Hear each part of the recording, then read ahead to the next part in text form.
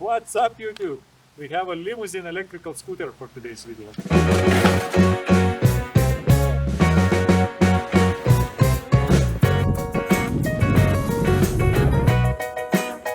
So for today's video I have Kukirin C1 Pro, which might look like a limousine. It doesn't ride like one, it rides more like a pickup truck for your heavy commuting needs. At the day of recording it costs 520 euros, and let's start with the top speed test to see what it's all about. 5, 6, 7, 8. Throughout the multiple days of trying the scooter, I never reached more than 40 kilometers per hour measured by GPS, and as you can see the dashboard was showing maximum 42 kilometers per hour.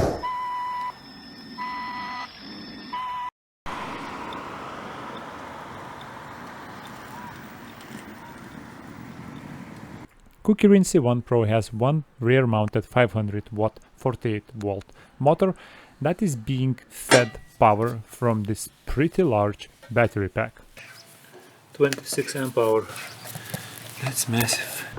That's what she said! Large scooter, large frame, large battery pack, and a large rider results in a lot of weight.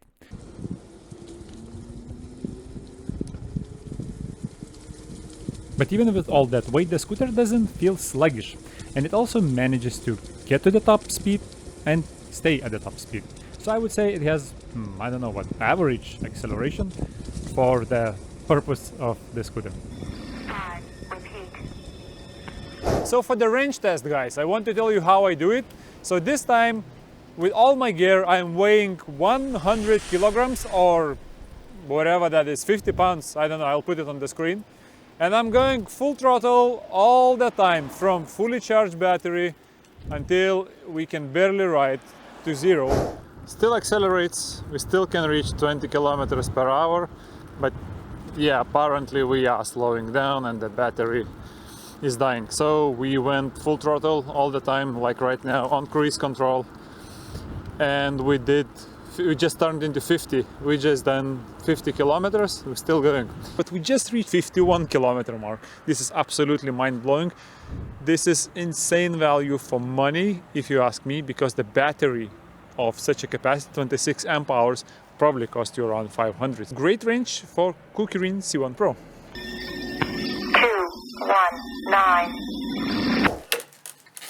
At first, when I just got the scooter out of the box, I thought build quality is quite reasonable, but then I started noticing more and more things. So for example, mirror holding brackets are like cheap plastic, they don't look very reliable or top quality. Then there was this plastic on the fenders that's actually mounted before rivets. I don't get it, why would you install plastic foil under the rivets and under basically everything else? And while that is purely cosmetical, it still leaves you with a sense of not the top quality, same as these welds, which, while I believe are strong enough, they don't look pretty or clean. The welds are not fantastic. Who needs the rivets, right? All the materials around handlebars were also kind of okay-ish, but nothing really outstanding.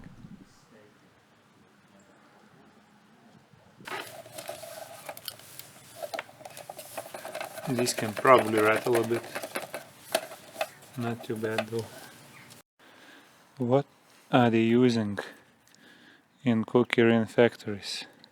I'm having this question because it's been number 3 or 4 scooter from Kukirin that had this white material on cables. I don't know how they managed to do that, but they need to figure this out. In the assembly manual they spell it loud and clear that you will have to tune or adjust the front brakes, which I don't like at all. Disc brake tuning. Not to mention that it's not so easy to do so. Well, it's not easy to adjust brake discs when they are not straight.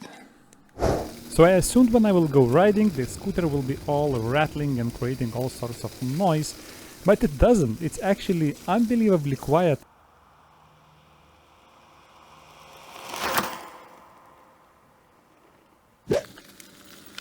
Wonderful thing is that this scooter is quiet and not rattly.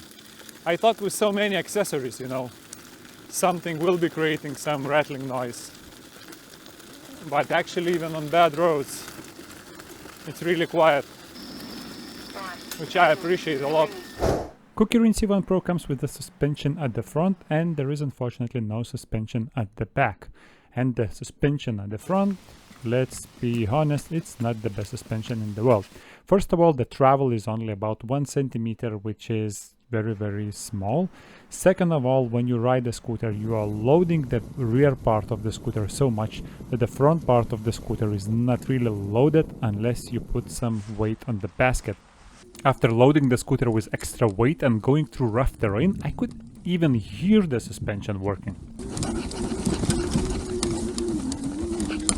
All in all, the suspension is not great, but it's not useless or annoying either. 1, 2, 3. So C1 Pro, of course, has not been built for off-road riding, and I didn't mean to, but so it happened. I'm happy that it's okay because of large tires, 14-inch wheels. The front suspension is not really working or doing anything because it's not loaded enough. On gravel roads like this, it's just like we're flying now 30-40 kilometers per hour, no problem, but we're not gonna go there, are we? All this area has been flooded.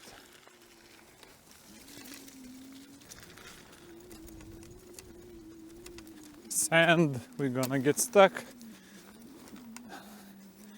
uphill on sand. So it's not an off-roader, but if you get in a sketchy situation like I am right now, it can probably help you get out of it, meaning you don't need to walk out of it.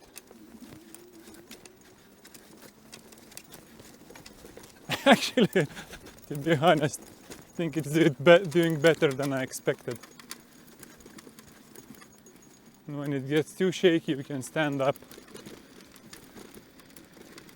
The way the kickstand is mounted is super low, so if you're going over the roots or some piece of wood, you can get stuck. You have to be aware of that. Otherwise, it's an okay thing to get you out of woods.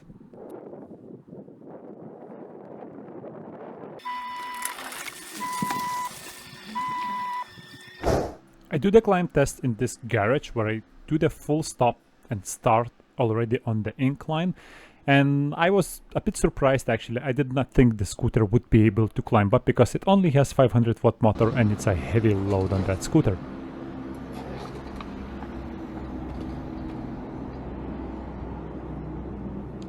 I think it's critical to mention that I'm doing this while I'm on 1 bar, so the battery is as low as it can go, and it climbs, which is awesome. Just to put things into perspective, I'll mention that recently I tried 500 watt nominal and 900 watt peak power scooter that was not capable of climbing up that hill. 2, 5, 7. What I'm going to do, I'm going to use this pole, this one, as a reference point for braking and see how fast can I stop. I took enough space to accelerate to 37 kilometers per hour to really see how quickly can I stop. And as you can see, it's really good. I was not really surprised by the results because already when unboxing the scooter I saw those disc brakes and I knew that the braking power will be good. Before I even try it, I'm excited to see the braking performance as the disc is 160 millimeters. It's massive.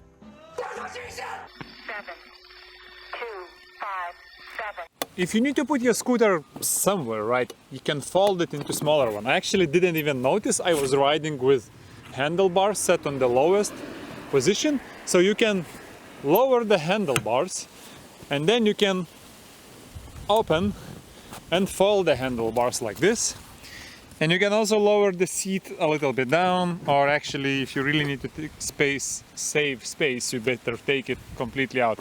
So that's the lowest you can go. It's still super long. Well, this is the highest position for the seat. I'm 1 meter 91. It's fine. I'm comfortable riding the scooter. 1, 2, 4, 7. If there was one issue that I had with this scooter, that was the tubeless tires. So I just inflated my tires and went for the first ride and boom!